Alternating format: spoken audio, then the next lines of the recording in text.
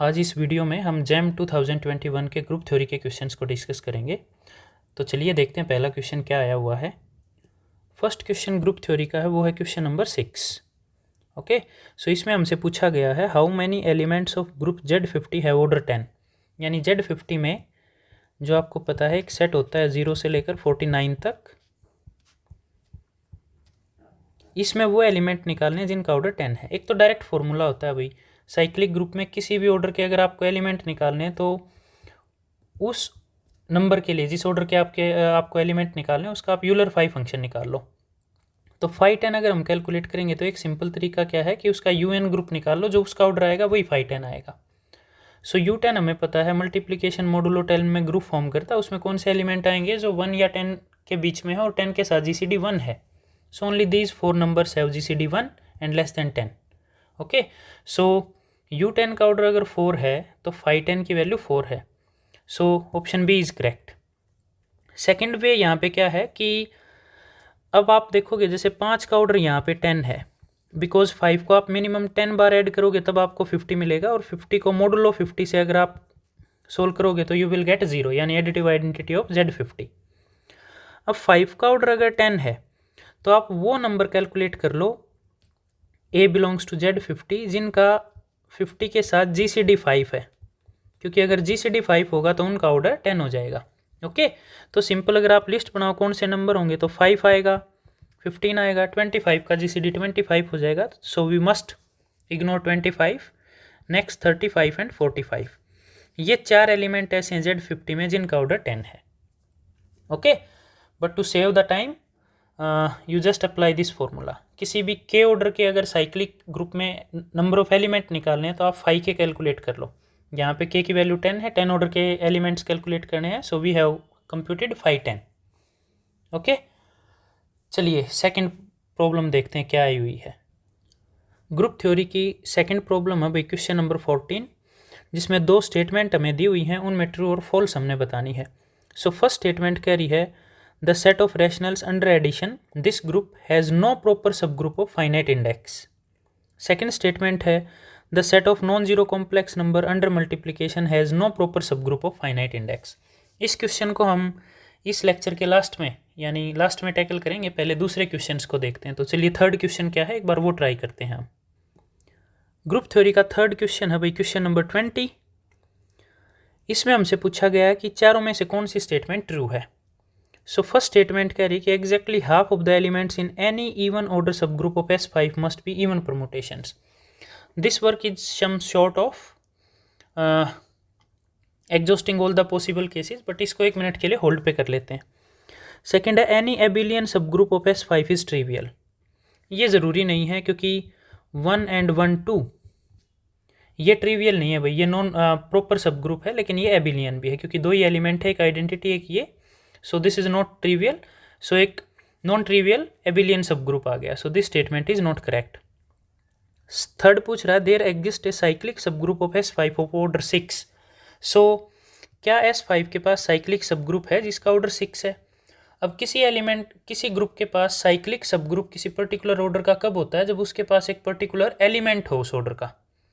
यानी अगर हम ये दिखा दें कि S5 के पास 6 ऑर्डर का एक एलिमेंट है तो एक साइक्लिक सब ग्रुप भी होगा, क्योंकि अगर वो एलिमेंट ऑर्डर 5 रखता है, सॉरी 6 रखता है, तो G से जनरेटेड जो सब ग्रुप आएगा उसका ऑर्डर भी क्या हो जाएगा 6, और वो सब ग्रुप साइक्लिक हो जाएगा because it is generated by G। So this is in fact true, क्योंकि S5 के पास एक एलिमेंट होता है वो ऑर्डर 6 का। सिग्मा एक परमुटेशन मान लिया हमने 1 2 एंड 3 4 5, इसको 2 डिसजॉइंट साइकिल्स की प्रोडक्ट में लिख दिया, तो ये एक S5 की परमुटेशन है भाई, जो 1 को 2 पे भेज रही है, 2 को 1 पे, 3 को 4 पे, 4 को 5 पे एंड 5 को 3 पे। सो this is A permutation of S5। अब इसका ऑर्डर कितना होगा ये हमने भाई ऑलरेडी डिस्कस कर चुके हैं कि परमुटेशन का ऑर्डर कैसे कैलकुलेट करते हैं हम। आप उसकी डिसजॉइंट साइकिल के ऑर्डर का LCM ले लो। अब यहाँ पे इस साइकिल का ऑर्डर 2 है और इस साइकिल का ऑर्डर 3 है, सो LCM of 2 and 3 is 6। So sigma जो ये परमुटेशन थी 1 2 3 4 5 ये 6 ऑर्डर की है।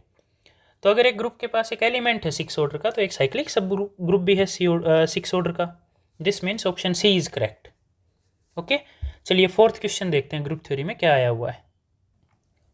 फोर्थ क्वेश्चन भी यही पूछ रहा है भाई, 4 स्टेटमेंट दे दी, उसमें से ये पूछ रहा है कि विच वन इज करेक्ट।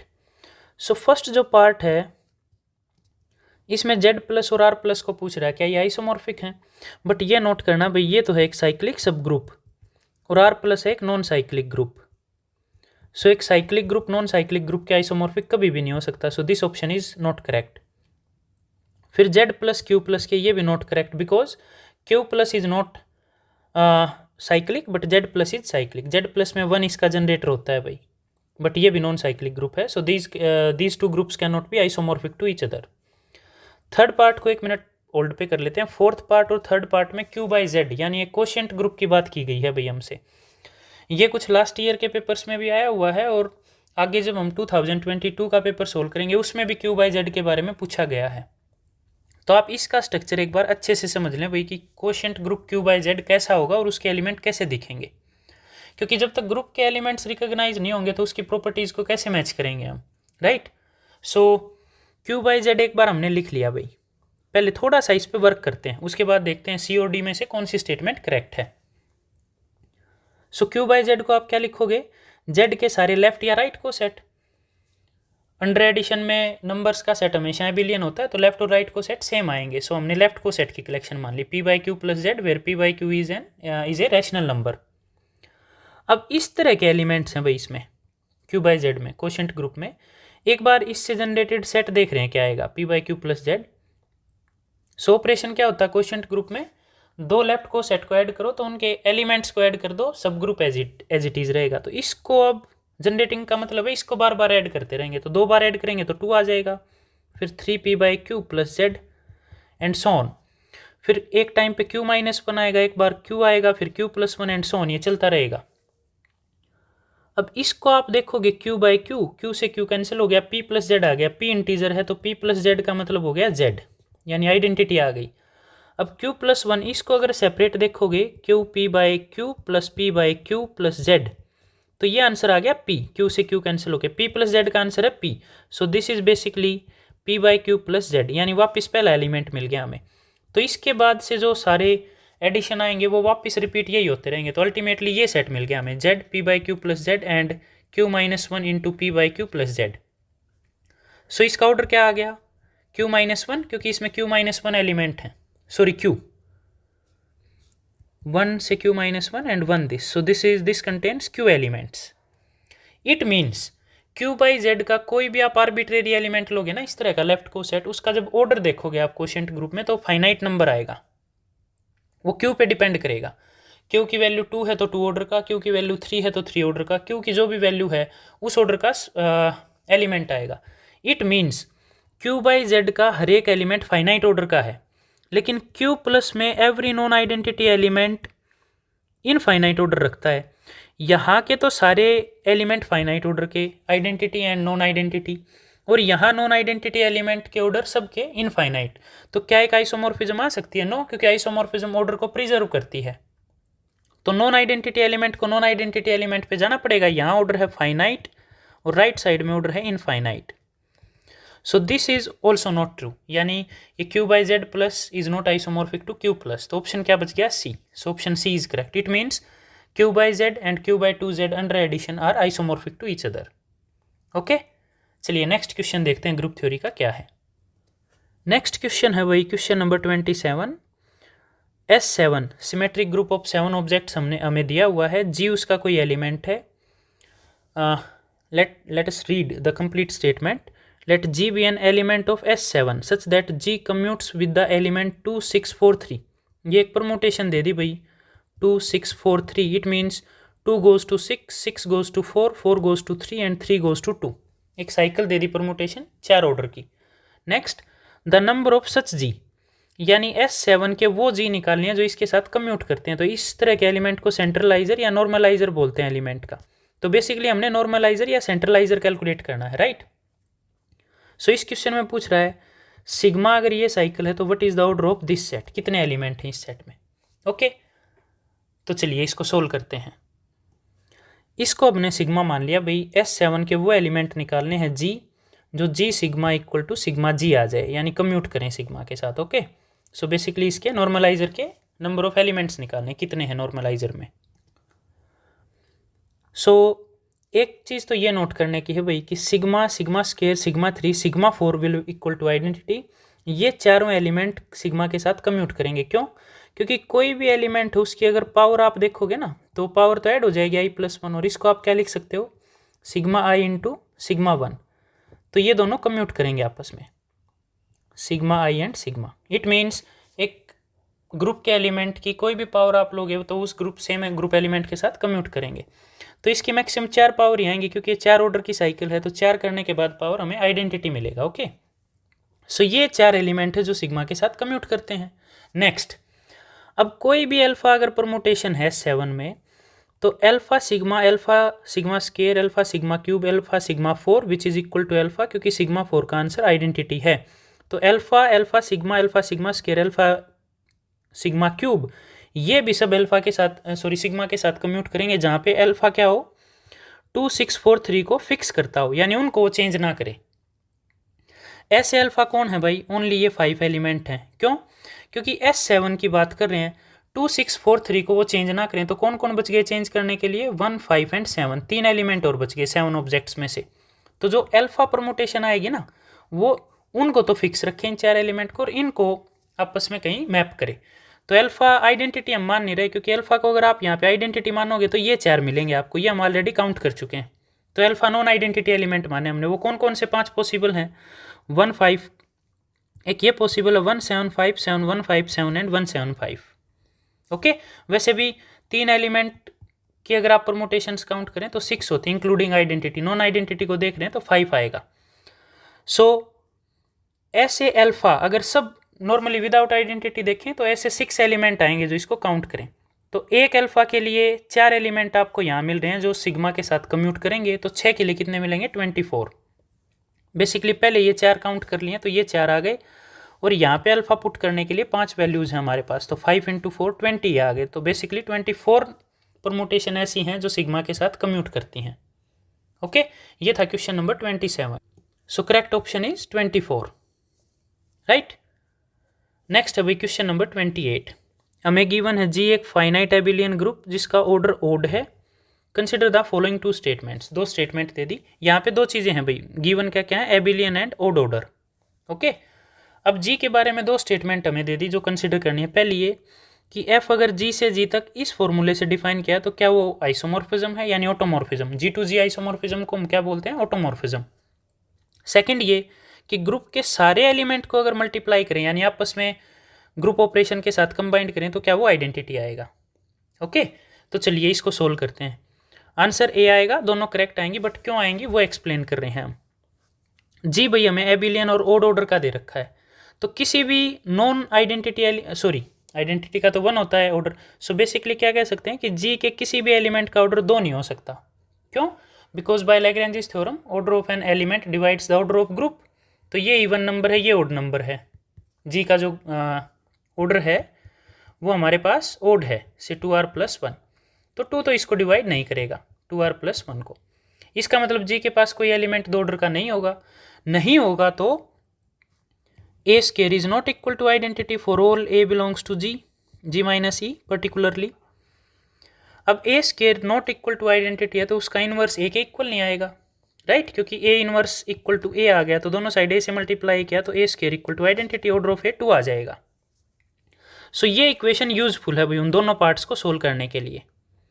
जो ओड ऑर्डर का ग्रुप दे रखा है उससे ये इन्फॉर्मेशन हमने ऑब्टेन की है, और ये इन्फॉर्मेशन दोनों पॉइंट्स के लिए 1 और 2 के लिए यूजफुल है। पहले में हमने चेक करना है क्या ये mapping F G equal to G square isomorphism है यानी होमोमॉर्फिज्म प्लस 1 1 ऑन 2। पहले होमोमॉर्फिज्म चेक किया F of G1 G2। So by definition इसका स्केयर आ जाएगा, स्केयर को हम 2 बार मल्टीप्लाई करते हैं। अब एसोसिएटिव प्रॉपर्टी से यहाँ ब्रैकेट लगा दी हमने, ग्रुप एबिलियन दे रखा है हमें तो इसको हम लिख सकते हैं G1 G2। अब एसोसिएटिव से फर्स्ट और लास्ट 2 को कलेक्ट कर लिया तो ये स्केयर आ गया, बट G1 स्केयर का नाम है F of G1, G2 square का नाम है F of G2, but this is a definition of homomorphism, therefore F is a homomorphism. Next हम 1 1 चेक कर रहे हैं भाई, let F G equal to F H. अगर ये F G equal to F H ये इंप्लाई कर देता है कि जी इक्वल टू एच, तो this is a definition of 1 1 1 1 हो जाएगा, right. So by definition actually क्या है, by definition of F of G and F of H is equal to G square equal to H square. So contradiction से हमने ये मान लिया भाई कि अगर जी एच के इक्वल नहीं है तो क्या होगा।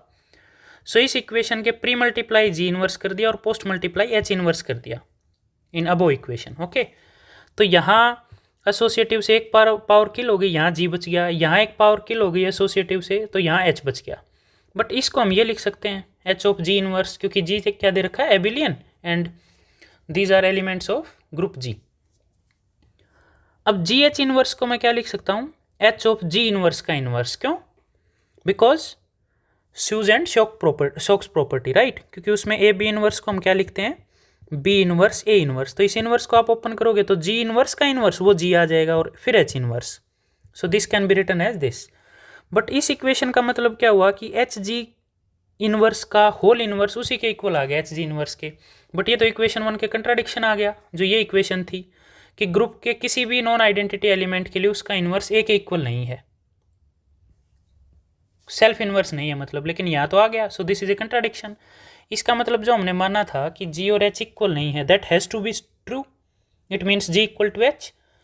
अब इसने ये इंप्लाई कर दिया तो एफ इज 1 1, और 1 1 है तो ऑन टू भी है। क्यों? क्योंकि जी से जी तक मैपिंग है और जी क्या दे रखा है, एक फाइनाइट सेट, और फाइनाइट सेट्स में 1 1 या ऑन टू एक चेक कर लो, दूसरा ऑटोमेटिक होल्ड करता है, राइट। तो 1 1 है तो ऑन टू भी है, और एक 1 1 ऑन टू मोर्फिज्म को क्या बोलते हैं, isomorphism. Therefore F is isomorphism. अब ग्रुप का ऑर्डर ओड दे रखा है, सो 2r + 1, तो नॉन आइडेंटिटी एलिमेंट्स कितने बच गए, 2r। अब इक्वेशन 1 से हम क्या कह सकते हैं कि each element in this is inverse of some other element of this, यानी ए अगर ग्रुप का एलिमेंट है तो ए इनवर्स ए के इक्वल नहीं है, ए इनवर्स कुछ और एलिमेंट है बी। इट मीन्स हर एलिमेंट के लिए एक और एसोसिएटेड एलिमेंट है। तो 2r जो टोटल एलिमेंट्स बच गए नॉन आइडेंटिटी एलिमेंट्स, उन सब के आर पेयर्स बन गए हमारे पास, a1 b1, a2 b2 and ar br। अब ये सारे मल्टीप्लाई करने हैं इंक्लूडिंग आइडेंटिटी, एक दूसरे के इनवर्स मल्टीप्लाई होके क्या बनेंगे, आइडेंटिटी, और एडिशनली एक 2r प्लस जो 1th एडमिशन एलिमेंट है वो मल्टीप्लाई करना है। तो ये आर पेयर की प्रोडक्ट आइडेंटिटी आ गई, फिर एक और आइडेंटिटी मल्टीप्लाई करें, ultimately we will get identity. So this product is identity. तो ये रीजन था भाई कि वो दोनों स्टेटमेंट ट्रू हैं। ओके, चलिए नेक्स्ट क्वेश्चन देखते हैं ग्रुप थ्योरी का क्या आया हुआ है। नेक्स्ट क्वेश्चन है भाई सेक्शन बी में, क्वेश्चन नंबर 36। सेक्शन बी में ये ध्यान रखना भाई, एक या एक से ज़्यादा ऑप्शन करेक्ट हो सकते हैं। ओके, तो केयरफुली हमने हर एक आंसर को एनालाइज करना है, हर एक ऑप्शन को एनालाइज करना है। सो गिवन है हमें, let G be a finite group of order 28, assume that G contains a subgroup of order 7, which of the following statement is or are true। एक ट्रू है या एक से ज़्यादा ट्रू है। पहली स्टेटमेंट कह रही है जी कंटेन्स ए यूनिक सब ग्रुप ऑफ ऑर्डर 7, सेकंड कह रहा है जी contains a normal subgroup of order 7, और अगली दो स्टेटमेंट इन दोनों की उल्टी हैं। It means G contains no normal subgroup of order 7, ये इसका कन्वर्स पार्ट है, और जी है ए पार्ट का कंट्राडिक्शन या काउंटर पार्ट की, यहाँ पे तो कह रहे हैं यूनिक सब ग्रुप और यहाँ कह रहे हैं एटलीस्ट 2 सब ग्रुप्स ऑफ ऑर्डर 7। तो या तो ए और बी ट्रू होंगे या फिर सी और डी ट्रू होंगे, राइट। तो चलिए देखते हैं।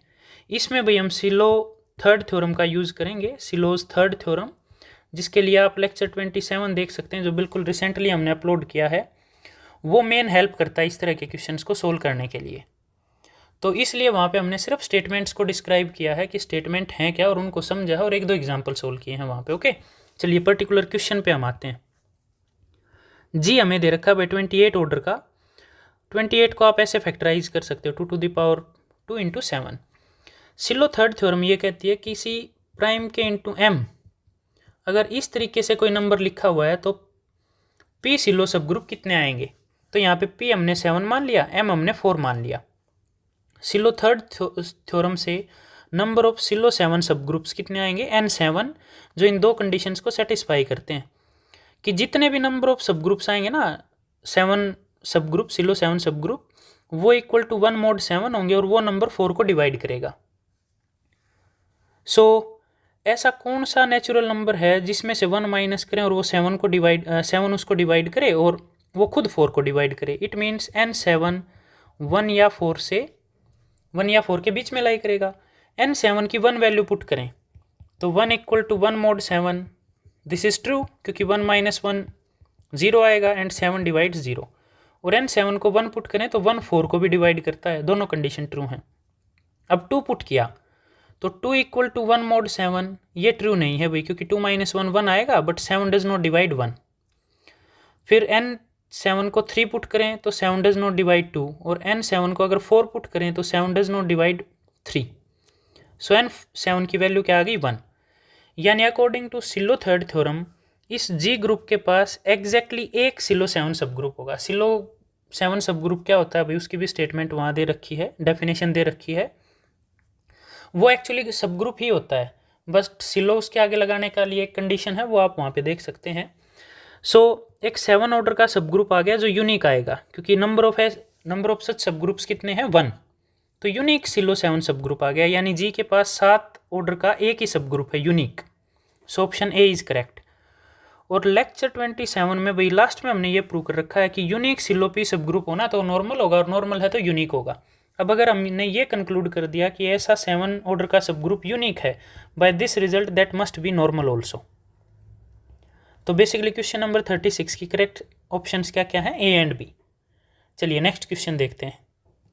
नेक्स्ट क्वेश्चन है भाई क्वेश्चन नंबर 45 सेक्शन सी में न्यूमेरिकल आंसर टाइप। ये हमने कंप्लीट कैलकुलेट करने पड़ते हैं कि क्या आंसर आएगा। So this question number 41 ask how many number of cycles of length 4 in S6। S6 भाई 6 ऑब्जेक्ट से बनती है, 1 2 3 4 5 6।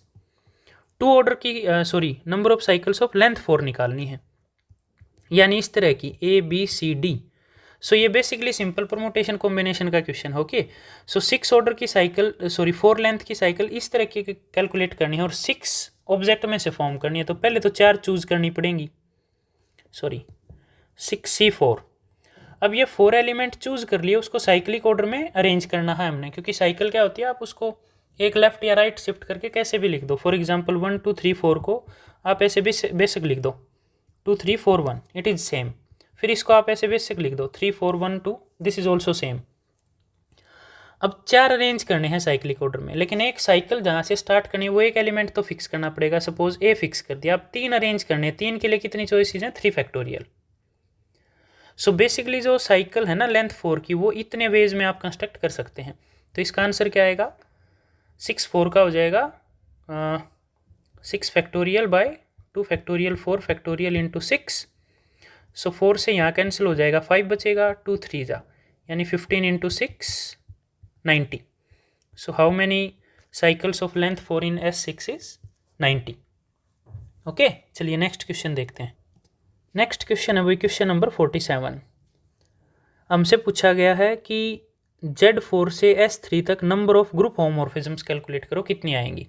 सो आंसर यहाँ पे लिखा हुआ अभी 4, बट क्यों आएंगी उसको एक्सप्लेन कर रहे हैं एक बार। सो Z4 और S3 को एक बार लिख लेते हैं क्या आएगा। So this is Z4 0 1 2 3 under addition modulo 4, and this is S3 group जो 3 ऑब्जेक्ट से परमुटेशंस फॉर्म हुई हैं, 1 1 2 1 3 2 3 1 2 3 एंड 1 3 2। ओके, सो एक तो होती है भाई ट्रिवियल होमोमॉर्फिज्म, यानी डोमेन ग्रुप के सारे एलिमेंट्स को आइडेंटिटी पे मैप कर दो। सो F1x इक्वल टू 1, यानी आइडेंटिटी ऑफ S3 हर एक डोमेन के एलिमेंट के लिए। सो this is one homomorphism. Another thing अब क्या ऑब्जर्व करने का है, एक तो होमोमॉर्फिज्म की प्रॉपर्टी होती है भाई कि homomorphism maps identity element of domain group to identity element, maps identity to identity, यानी 0 तो हमेशा फिक्स रहेगा कि वो 1 पे ही जाएगा, यानी आइडेंटिटी पे जाएगा S3 के आइडेंटिटी एलिमेंट पे। एक और प्रॉपर्टी हमें होमोमॉर्फिज्म की पता होती है भाई कि A अगर एलिमेंट है डोमेन का और F ऑफ A अगर कोडोमेन का, तो order of F of A always divides order of A, यानी एक एलिमेंट की इमेज का ऑर्डर हमेशा एलिमेंट के ऑर्डर को डिवाइड करेगा, राइट। तो यहाँ पे ऑर्डर अगर लिखें तो 0 का ऑर्डर है 1, 1 का ऑर्डर है 4, और 3 का ऑर्डर भी है 4, एंड 2 का ऑर्डर है 2। इट मीन्स Z4 का कोई भी एलिमेंट इन 2 एलिमेंट्स पे नहीं आएगा भाई, क्योंकि इनके ऑर्डर है 3, और 3 इनमें से किसी नंबर को डिवाइड नहीं करेगा 1 2 एंड 4 में से। ओके, तो यहाँ कोई नहीं आएगा। अब एक अज्यूम कर लेते हैं कि 1 1 पे गया, सपोज 1 गोज टू 1, तो क्या होगा, 1 + 1 को हम क्या लिख सकते हैं 2, it means F of 1 plus 1 of F of 2, और अगर एफ होमोमॉर्फिज्म है तो एफ ऑफ 1 प्लस 1 क्या होगा, F of 1 composition F of 1, और ये आ गया एफ ऑफ 2 पे। सो 1 अगर आइडेंटिटी पे जा रहा है तो ये भी आइडेंटिटी और ये भी आइडेंटिटी, और आइडेंटिटी आइडेंटिटी कंपोजिट होकर क्या बन जाता है, आइडेंटिटी, यानी 2 भी आइडेंटिटी पे गया। ऐसे ही 3 भी कहाँ जाएगा, 1 प्लस 1 प्लस 1 3, दोनों साइड एफ अप्लाई करोगे, सो कंपोजिट करते जाओ 3 बार, दिस इज F3। लेकिन F1 अगर आइडेंटिटी है तो तीनों आइडेंटिटी, तो F3 भी कहाँ गया, आइडेंटिटी में। इट मीन्स 1 अगर 1 पे गया तो फिर से यही होमोमॉर्फिज्म आ जाएगी आपके पास। इट मीन्स हम 1 को 1 पे नहीं भेज रहे, राइट। फिर पॉसिबिलिटी क्या है कि 2 1 पे जा सकता है, 2 1 पे, 3 भी 1 पे नहीं जाएगा, क्योंकि 3 अगर 1 पे गया तो 3 भी जनरेटर है इसका, फिर सारे ही 1 पे चले जाएंगे। तो 1 पे जाने की दूसरी चॉइस किसकी बच गई, 2 की। ओके, तो 2 अगर 1 पे गया तो 1 3 के पास, एक तो दोनों के पास चॉइस है भाई 1 2 के पास चला जाए, फिर दोनों के पास चॉइस है 1 3 पे चला जाए, फिर दोनों के पास है चॉइस है 2 3 पे चला जाए। अब एक क्वेश्चन ये आता है, क्या F2 1 को 1 2 पे भेज दे तो क्या वो 3 को 2 3 पे नहीं भेज सकता, नहीं भेज सकता। रीज़न क्या है, क्योंकि F2 होमोमॉर्फिज्म है तो एलिमेंट्स का यहाँ लगा ऑर्डर, सॉरी ऑपरेशन, और ये किसके इक्वल आएगा, F2 1 F2 3, सो ये आ गया 0, क्योंकि 1 प्लस 3 4 हो जाएगा, और Z4 में 4 0 के इक्वल है, लेकिन 0 कहाँ गया हुआ 1 पे। लेकिन इसको कंपोजिट करोगे ना 1 2 और 2 3 को, so 1 goes to 1 1 goes to 2, so basically 2 पे गया। अब 2 गोज टू 3 3 यहाँ पे फिक्स है तो ये 3 पे गया, अब 3 यहाँ 2 पे गया, 2 1 पे गया, तो ये वापस 1 पे गया, but 1 is not equal to 1 2 3। It means ये दोनों एलिमेंट एक ही जगह जाएंगे, अदरवाइज वो होमोमॉर्फिज्म फॉर्म नहीं करेगी। तो बेसिकली जो 4 पॉसिबल होमोमॉर्फिज्म्स हैं Z4 से S3 वो ये आएंगी, F1 F2 F3 and F4। Okay, चलिए नेक्स्ट क्वेश्चन देखते हैं क्या है। नेक्स्ट क्वेश्चन है भाई क्वेश्चन नंबर 51। इसमें हमसे पूछा गया कि S4 के पास number of elements of order 2 कितने हैं। ऑर्डर 2 कैसे बन सकता है, या तो खुद वो 2 साइकिल हो या फिर 2 साइकिल्स की प्रोडक्ट हो, राइट। तो 2 ऑर्डर के कितने बन जाएंगे, 1 2 1 3 1 4 2 3 2 4 एंड 3 4, ये तो बन गई 2 साइकिल 6।